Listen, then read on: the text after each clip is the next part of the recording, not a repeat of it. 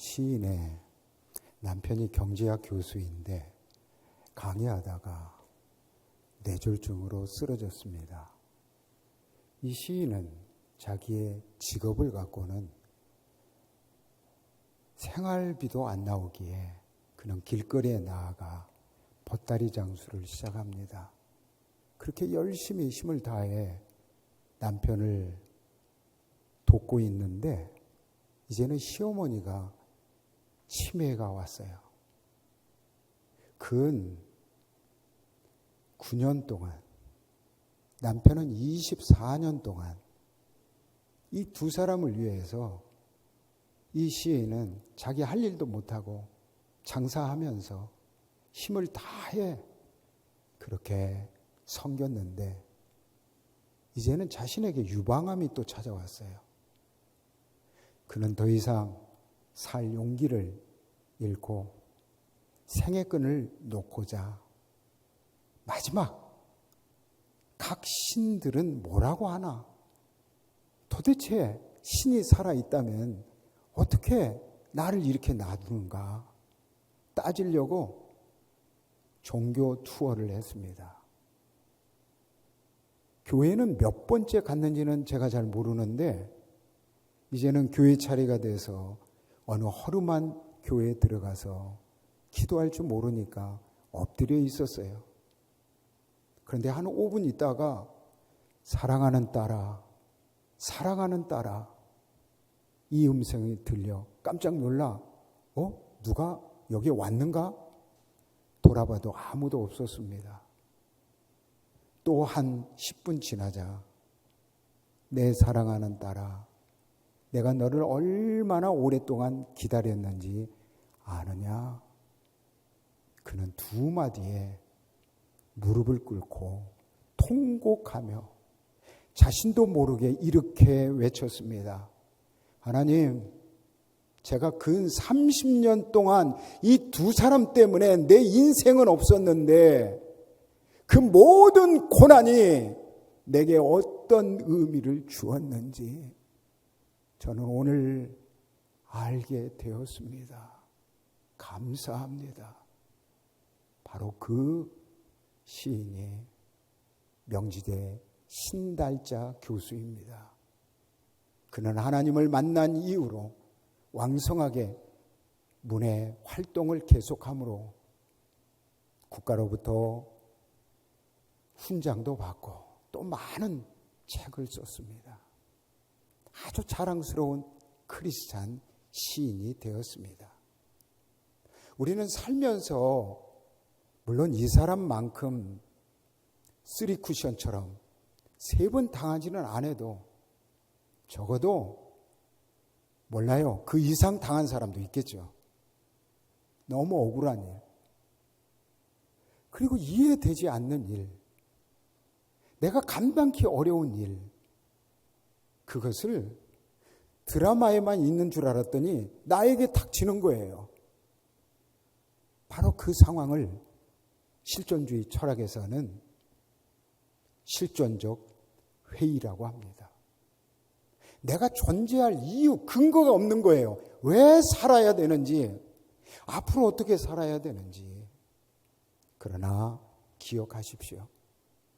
우리 하나님은 그렇게 대책 없이 우리를 그냥 세상에 보내신 것이 아니라 우리 한 사람 한 사람 분명한 계획을 갖고 우리를 세상에 보내셨다는 사실입니다. 오늘 본문에 등장한 바울은 적어도 예수님을 만나기 전에는 로얄 패밀리로서 모두가 부러워하는 그런 위치에서 당당하게 살아갔는데 사도행전 9장 예수님을 만난 이후로 대박 터지는 것이 아니라 쪽박? 아니 뭐 이런 일이 다 있어요. 아무리 자기가 예수 믿는 사람을 핍박했다 이러서니 만났으면 회개하고 이제는 좋게 일 열어줘야 되는데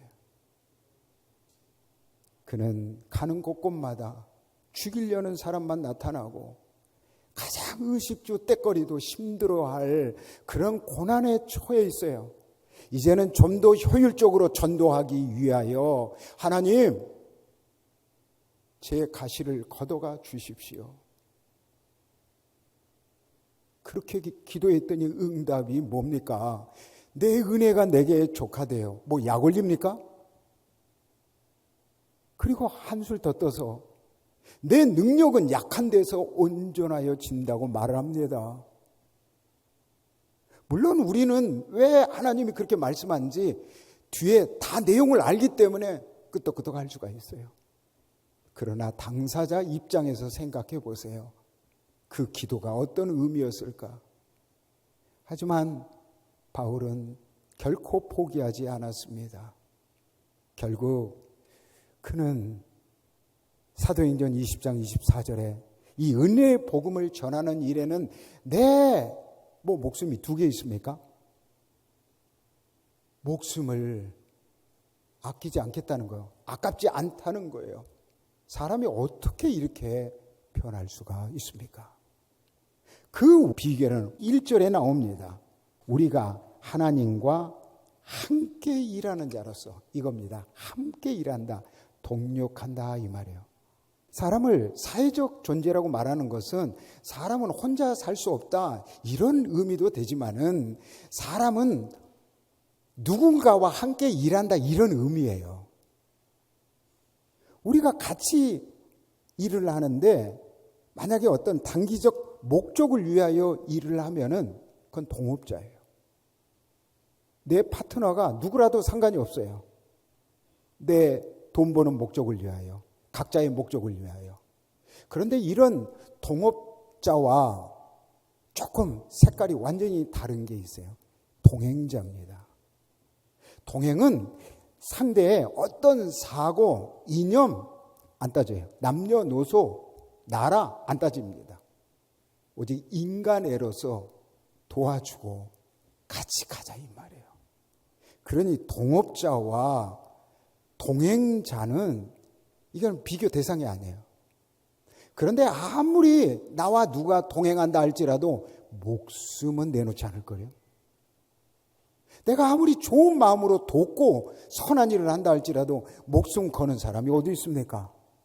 그런데 목숨 거는 사람이 있어요. 그게 바로 동반자라는 거예요. 동반이라는 말은 이 말이 생겼을 때 상형 문자적으로 보면은 무슨 크루즈호를 타는 게 아니에요. 군함을 타는 게 아니에요. 달랑 한 사람 두 사람 타는 쪽배 작은 배예요. 다시 말해서 동반자라는 의미는 목숨 걸었다는 의미입니다. 우리는 보통 동반자를 부부의 관계를 그렇게 말을 합니다. 동반자만 돼도 동행, 그 찬란한 고고한 사상 아무것도 아니게 되는 거예요. 그런데 제가 소개한 3가지는 오늘 1절에 말한 하나님과 함께 일한다. 이거는 영 자체가 다른 거예요. 이건 비교할 수 없는 영역입니다. 여러분 하나님과 함께해요? 그럼 어떤 일이 있는 줄 아세요? 요즘에 계속 그렇게 말을 하죠. 노후에 부부가 같이 사는데 애들도 다 출가하고 남자가 죽었어요. 근데 여자가 남았으면은 외롭고 나도 빨리 죽을래 이게 아니라 남자가 빨리 죽으면 여자가 더 오래 산대요. 더 행복하대요. 반대로 남자가 여자가 죽었어요. 남자 이 바보들은 빨리 죽어요. 왜 이런 결과가 나옵니까? 제가 곰곰이 생각해 봤어요. 방송에서도 이런 말을 하고 무슨 강의하는 사람도 이딴 식으로 다 말을 하는데 나는 용납이 안 돼. 왜? 내 주변에 반대가 되는 사람도 많기 때문에 그러는 거예요. 제가 이 설교를 준비하며 왜 그랬을까? 제가 원인을 조금 발견했어요.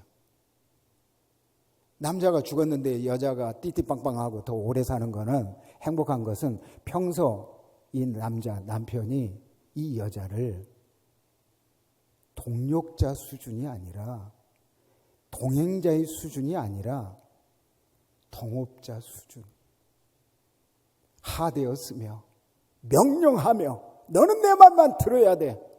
아니야, 동업자 이하일지도 몰라요. 그렇게 군림했던 양반이 죽으니 좋지요, 누구라도. 물론 이게 남자 여자 반대의 경우도 똑같다고 말할 수 있을 것입니다. 여러분, 제가 얼마 전에 이제 내일 저희 교회에서 그 인문학이 아니라 독서 모임, 한 달은 인문학 서적하고 한 달은 신앙 서적이에요. 그 모임을 한 달에 한 번 갔는데 이제 몇 달 있다가 벌채, 저는 미리미리 책을 읽으니까 요즘에 핫한 책 중에 하나가 쇼펜하우의 인생 수업입니다. 이게 잘 팔려요. 거기 봤더니 그 사람이 이런 말을 합니다. 우리 인생에서 가장 어려운 일 중에 하나가 자아를 아는 일이래요. 세상의 힘은 운동 에너지, 곧 일. 그 일 속에 세상의 힘이 움직인다는 거예요. 물론 우리 각자의 직업, 일을 통하여 내 자아를 알 수도 있어요. 그러나 여러분, 오다 보니까 저 밑에 무슨 성동구청에서 무슨 강의를 하는데 앞에 그 제목이 길어서 잊어버렸어요. 뒤에 보면 무슨 인문학 강의를 하더라고요. 저는 우리나라 유명하다는 교도소 다 다녀요. 왜? 강의하고 제가 할 일이 많아요. 법무부에서 유촉을 받아가지고 우리 애들이 어릴 때 아빠 어디 가셨어? 교도소 가셨어요. 그러면 나중에 말을 안 한대요, 상대에서. 무슨 일이 잘못돼가지고 진짜 거기 간 줄 알고. 지금으로부터 한 10년 전인가 전화가 왔어요. 강릉교도소에서. 목사님, 법무부에서 모든 재수자에게 1년에 100시간씩 의무적으로 인문학 교육을 해야 된다 이거야. 우리도 이거 어떻게 해야 좋을지 모르겠대. 와서 좀 이것 좀 머리 맞대고 커리큘럼을 짜자 이거야. 그래서 가서 이제 한 10과목 되는데 거기서 3과목을 제가 강의를 했어요. 여러분, 인문학이 뭡니까? 언어나 문학이나 철학 이것을 통하여 인간이 무언가 이거를 발견하는 거예요. 주제 파악하자 이거예요. 그러면 정말 하나님이 보실 때 인간은 죄인인데 죄인이라는 카테고리를 떼고 그냥 의인인 것처럼 죄만 안 지으면 나는 의로운 사람처럼 그런 마음으로 진정한 자아를 알까요? 헬라어에 인간이라는 말이 안드로포스인데 그 말 뜻 자체가 철학적입니다. 인간이 뭐냐? 위를 바라보는 존재예요. 하늘을 바라보는 게 인간이라 이 말이에요. 그래야 내 자신을 알 수가 있다는 겁니다. 바울은 로마서 1장 1절에 예수 그리스도의 종 바울은 사도로 부르심을 받았다 딱 못 박습니다. 갈라디아서 1장 15절에 한술 더 뜹니다. 나는 어머니 태에서부터 택정함을 입었대요. 와, 어떻게 이렇게 말할 수 있어요?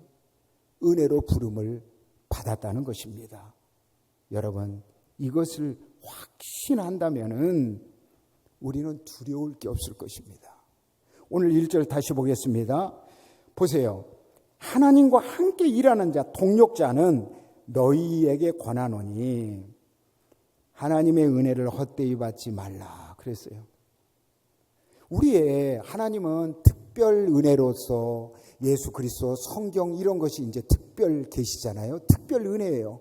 일반 계시는 나머지 다 사실은 은혜란 말이죠. 그 연예인 중에 은혜라는 이름을 내가 한번 검색해 봐야 되겠어.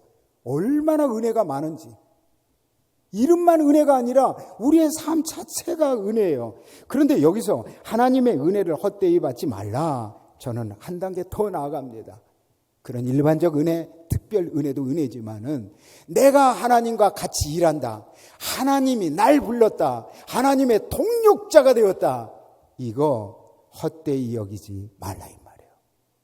이 편지는 고린도 후서니까 고린도 교회에 보냈다 이 말이에요.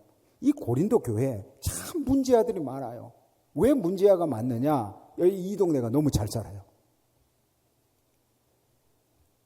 이 고린도는 바로 남쪽, 북쪽에서 육상교통의 요충지고 그리고 에게로 연결하는 큰 항구가 있어요. 해양 동시의 중심이 고린도예요. 그러면 감 잡을 수 있죠? 돈이 얼마나 많겠습니까? 돈이 많으면요, 욕심도 많아요. 그러면은 돈이 물질이 전부 다가 되는 거예요. 이들에게 진정한 하나님의 부르심, 콜링, 하나님의 동력 너무 희석하는 거예요. 오늘 예배 전에 집사님이 이렇게 토마토를 갈아왔어요. 그러니까 목사님이 일부러 농담하시느라고 진담인지 모르겠어요. 얼음이 있냐고. 저 냉장고 안에 얼음이 있대요. 알고 지금 물어보시는 거야. 그랬더니 그 집사님이 그럽니다. 이거 얼음 넣으면은 이 원래 맛이 희석이 되는데요. 당연하죠. 그냥 원래 그대로 먹어야죠. 지금 여러분, 고린도는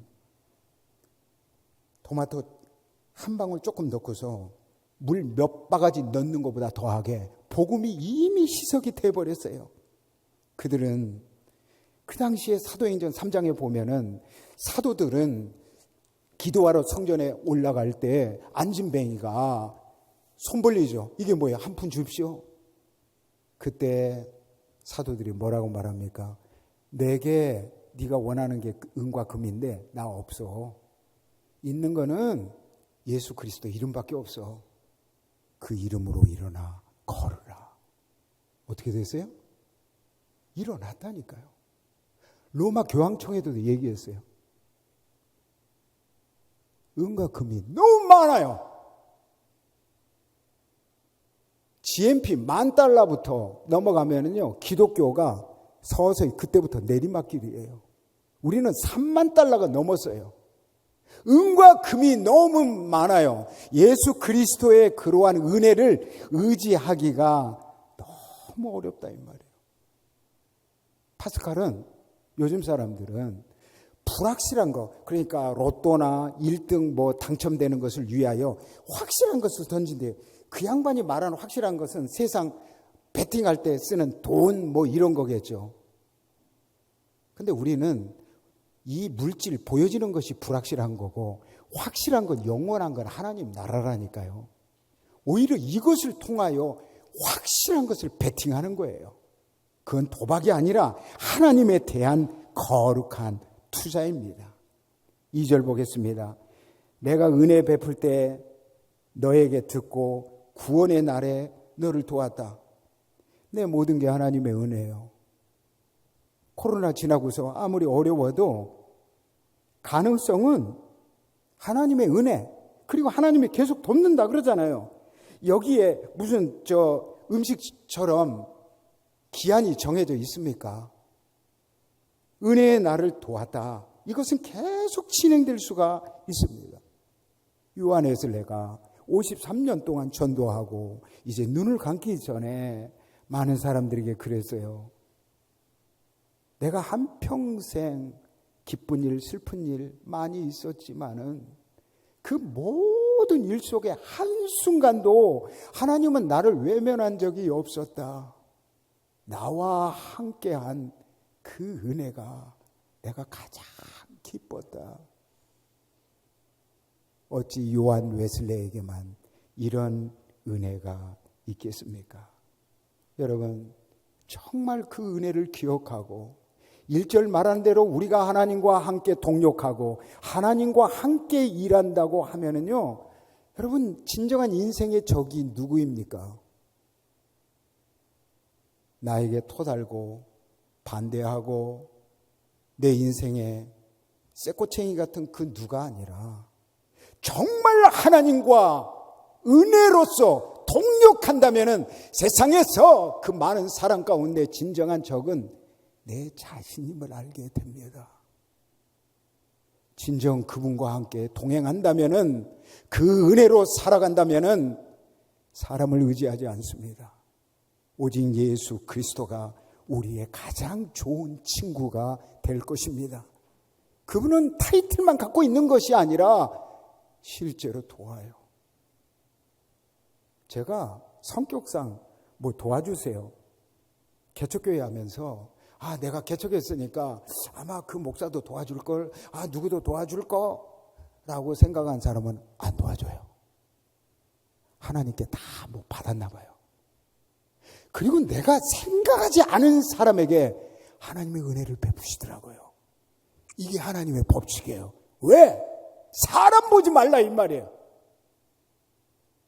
그만큼 낙심하고 실족하기 때문에.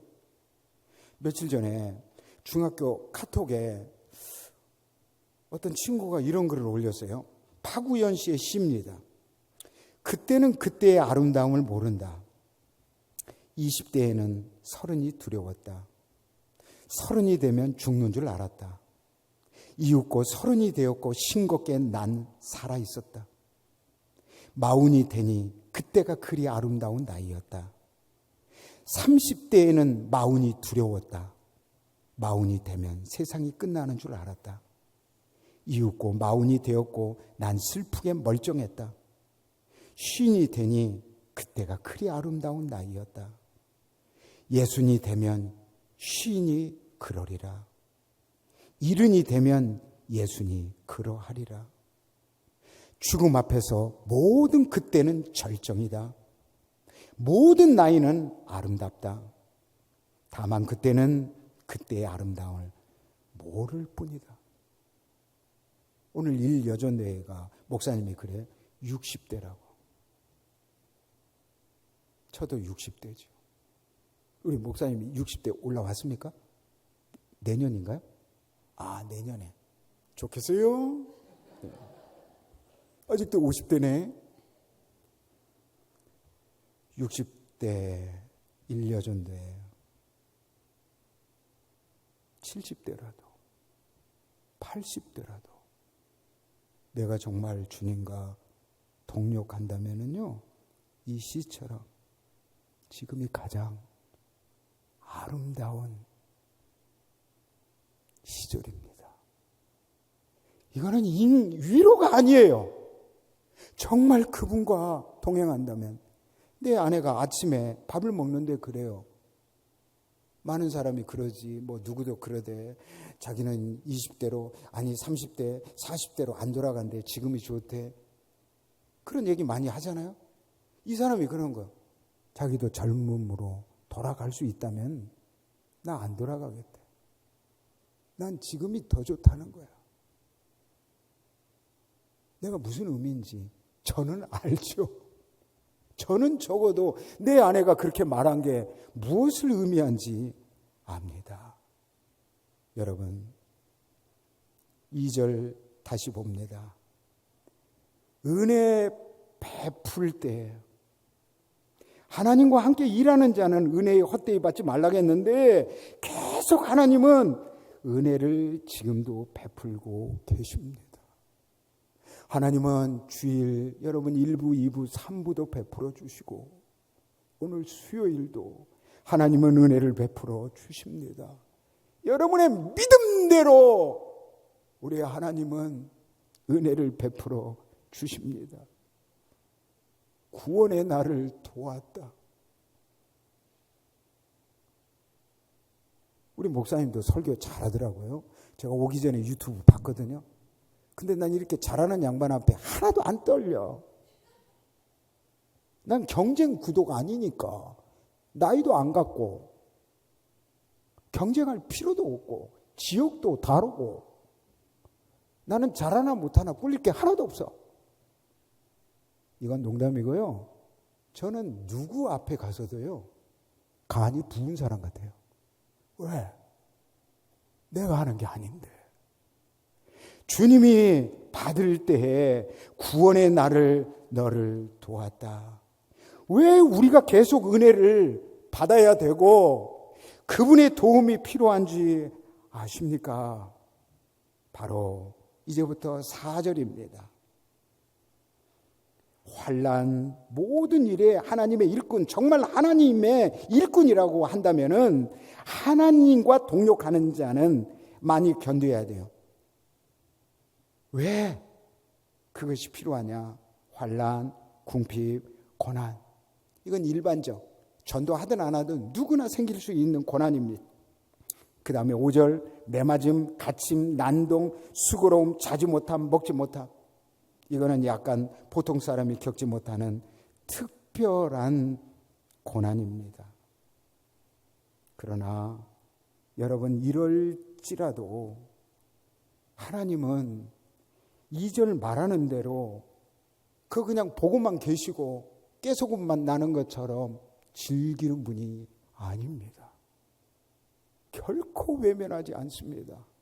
다 보고 적합한 은혜를 베풀어 주신다는 것입니다. 저는 29년 전에 신대원 졸업하고 이제 안동에 갔는데 거기서 한 부교육자 3년 하다가 담임 목사님이 저 강릉에 교회 자리 났다고 가보래요. 갔더니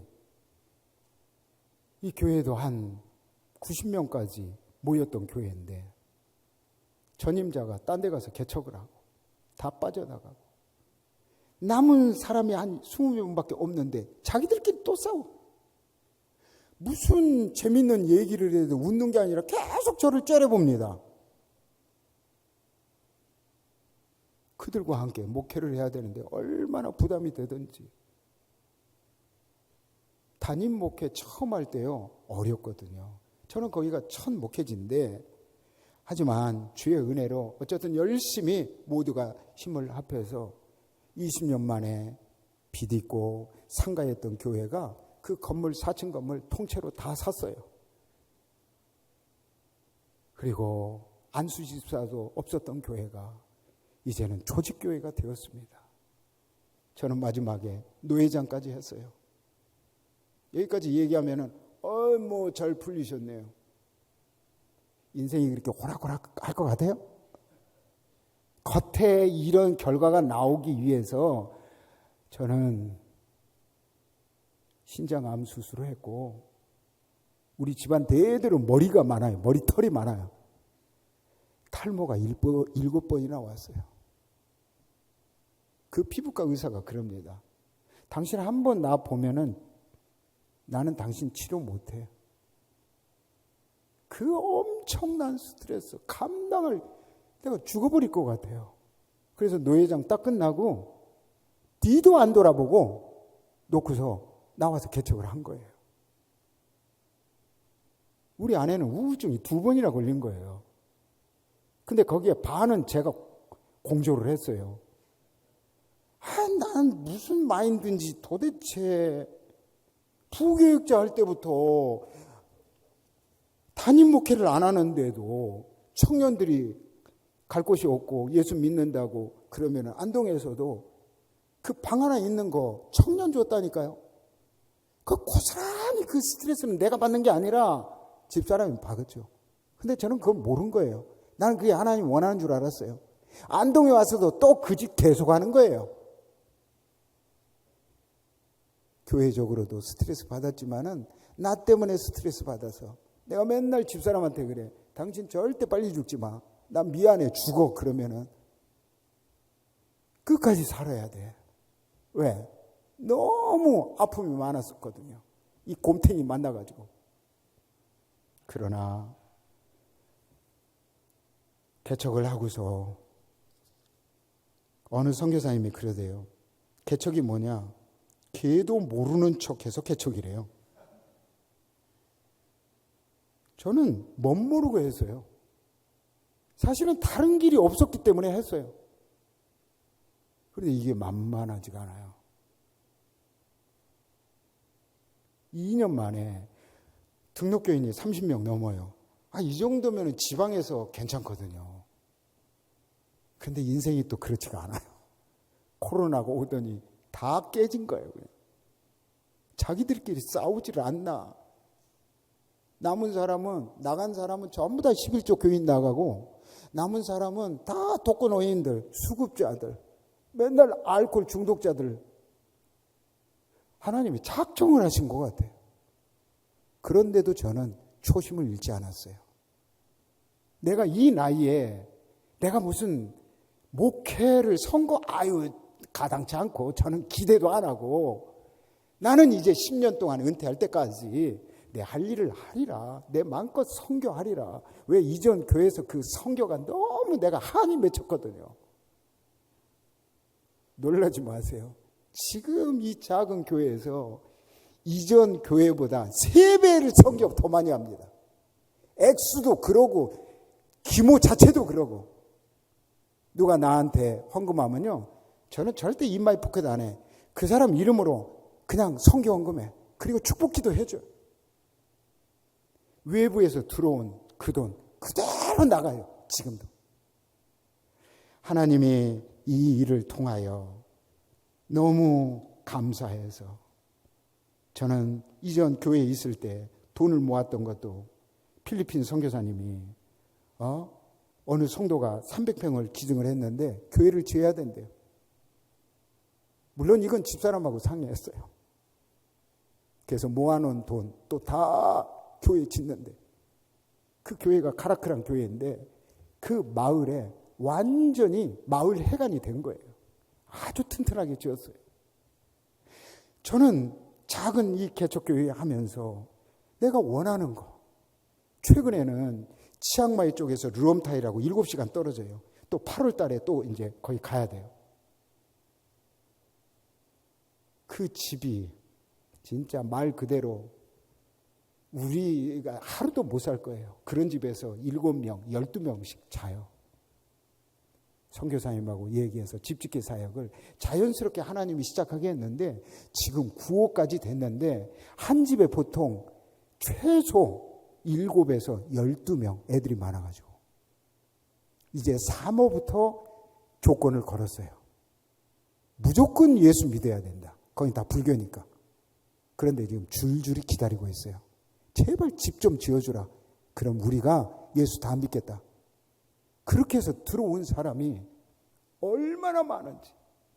나는 이 작은 개척교회 하면서 하나님이 어떻게 이 일을 같이 동행하게 하실까? 여러분, 우리 이런 교회가 누가 말을 했는지 그 CBS에서 그 2년 전에 더 콜링이라는 프로그램이 있어요. 여러분이 유튜브에 네이버에 검색하면 안 나와요. 유튜브에 더 콜링 한억만 하면 우리 교회 이틀 동안 찍었는데 일부분밖에 안 나왔어요. 물론 하나님께서 이러한 일을 하게 하는 것은 저는 이전 교회나 지금이나 매 순간 힘들 때마다 히브리서 10장 36절을 제가 되새겨 봅니다. 인내가 필요한 것은 너희가 이 일을 행한 후에 약속을 받기 위함이다. 우리는 예수를 믿어 칭의, 의롭다 없는 건 너무 쉬워요. 그러나 로마서 8장 30절에 말한 대로 미리 정한 자, 예정한 자를 부르시고 소명 그들을 통하여 하나님께서는 의롭다 하시는데 영화롭게 하신다. 그 영화 주님 오실 때 완전 우리가 신령하게 변하는데 그 전까지 성화, 성결교, 침례교만 성화를 주장하는 것이 아니라 정말 주님과 동력한다고 한다면은 우리는 날마다 인내로서 내 약속한 것을 받기 위하여 애를 써야 된다는 것입니다. 우리가 왜 은혜 받을 만할 때에 구원의 날이로다. 이 은혜를 계속 받아야 되냐면 6절을 보겠습니다. 깨끗함, 지식, 오래 참음. 하나님은 그와 내가 너를 도왔다.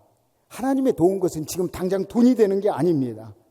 하나님은 어떤 은혜를 주시는가, 축복을 주시는가. 6절에 깨끗함, 지식, 오래 참음. 이것을 통하여 내 자신을 늘 살펴보게 합니다. 또 자비, 성령 감화, 거짓 없는 사랑, 하나님의 성품을 유지하게 합니다. 그리고 7절에 진리의 말씀, 하나님의 능력, 의의 병기, 하나님의 영적 권능을 소유하게 합니다. 내 형편이 어떻다 할지라도, 어떤 어려움이 있다 할지라도 이렇게 늘 하나님과 경건을 통하여 내 자신을 살펴보고 그리고 하나님의 성품을 내가 소유하고 유지하고 영적 권능을 갖고 살아간다고 한다면은 하나님은 우리를 통하여 많은 일을 하실 것입니다. 오늘 1여전도회 제가 우리 김 목사님한테 1여전도회 대상이 1여전도입니다 했을 때 제일 먼저 떠오르는 생각이 감자였어요. 지금 감자 추수하는데 감자는 강원도의 1등 효자 상품입니다. 여러분 60년 동안 살았으면 감자처럼 둥글둥글해서 얼굴이 그렇다는 게 아니라 누가 와도 부담이 없어요. 왜? 그동안 이 나이 되도록 하나님이 얼마나 여러분을 다듬은지 아십니까? 감자의 효용 가치는 날로 더합니다. 여러 가지 다. 지금은 영양식, 많은 그런 쓰임새가 다양하듯이 여러분 이 나이 되기까지 하나님은 준비하고 여러 가지 일을 통하여 여러분을 쓰시기 위하여 얼마나 하나님이 더 애를 쓰셨는지 몰라요. 감자 씨감자가 하나를 씹으면은 땅에 묻죠. 이게 이제 싹이 납니다. 그 다음에 줄기가 거기에 이제 꽃이 핍니다. 적어도 60대라면은 나는 아직 꽃 같은 나이야. 절대 아닙니다. 꽃이 지는 나이죠. 아무리 80세, 90세까지 산다 할지라도 그런데 억울할 거 없어요. 아쉬워할 게 없습니다. 왜요? 아십니까? 감자는 꽃이 시들시들해야 이제는 좋은 자양분이 전부 다 밑에 감자로 내려갑니다.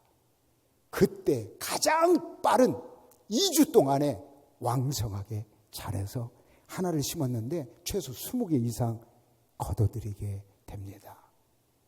여러분을 통하여 하나님은 지금까지